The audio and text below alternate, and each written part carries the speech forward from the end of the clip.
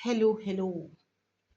You and I have a responsibility to keep one another.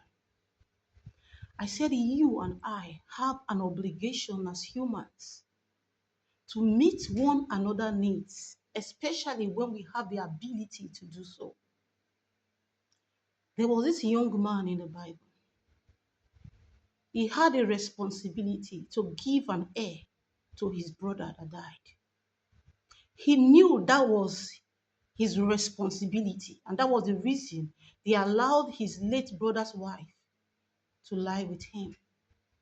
But the Bible recorded that when it was time for him to pour his semen into the woman, the Bible said he spilled it on the ground and God killed him.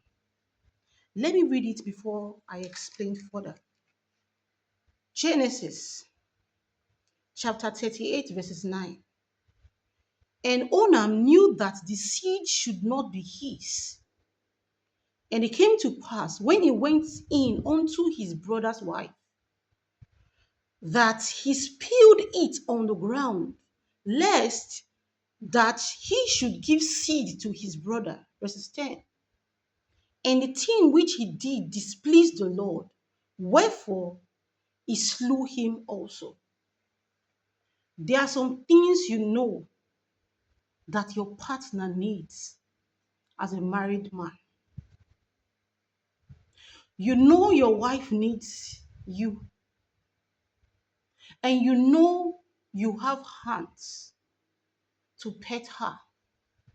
But instead, you will tell yourself, I will starve this woman of affection. The Lord is watching you.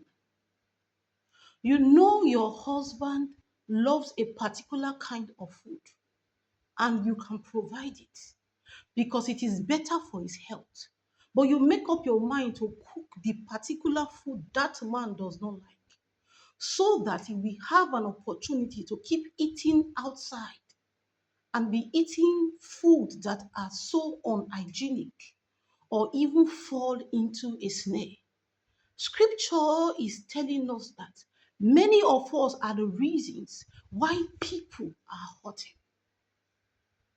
You, as the owner of an organization or the person put in position that has power to increase salary, you know the salary of this staff needs to be increased for this staff to have a better life. But you make up your mind that I am not going to increase the salary. And you make that staff murmur all through his or her stay in your office. Or you even make that staff decide to resign and even go into Uber.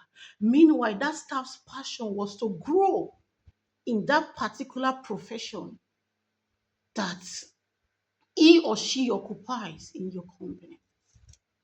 Dear humans, there is a wake-up call for us to look at the needs of each other, especially when we can do those things and those things don't displease God.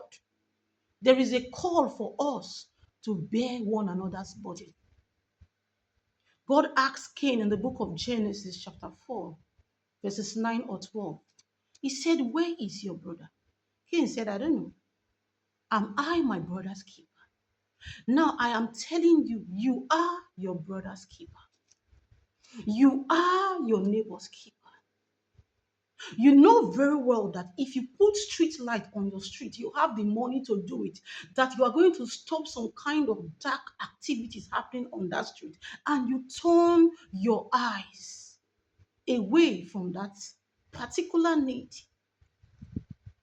When we go further into the book of Galatians chapter 6 verses 2, it says, bear ye one another's burden and so fulfill the law of Christ.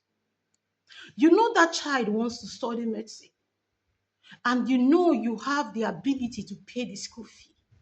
But because you want to be mean to the child, either you are angry with the child's spouse or you are angry with the child, you say, no, you can't study medicine. You force the child to read something else. And in that process, you are changing the pattern of that child's destiny. There is a wake-up call for us as humans to be able to step into a position that God has given us the capacity to step into and bear one another body. You are in the church and you know very well that this particular brother and sister is very sound in Bible study. You decide to throw him into the ushering unit because you feel that if he starts to teach better than you, eyes will move away from you and move towards him. You are not doing the right thing. Oh, what needless pain we bear when we don't bear one another's burden. Let us look at Galatians chapter 5, verses 15. It says, but if ye bite and devour one another, take heed that ye be not consumed one another. A friend told me that anytime she wants to have sex with her husband will kick her away. The husband knows that she loves to bond with him. The man made sure he stabbed her.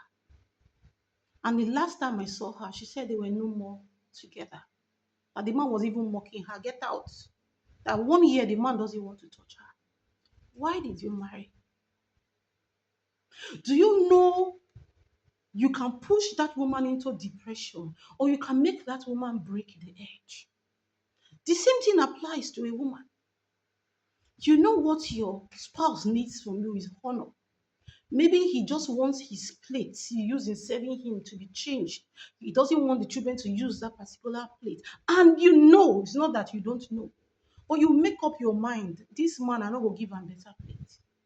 You are biting each other, and very soon you are going to consume each other.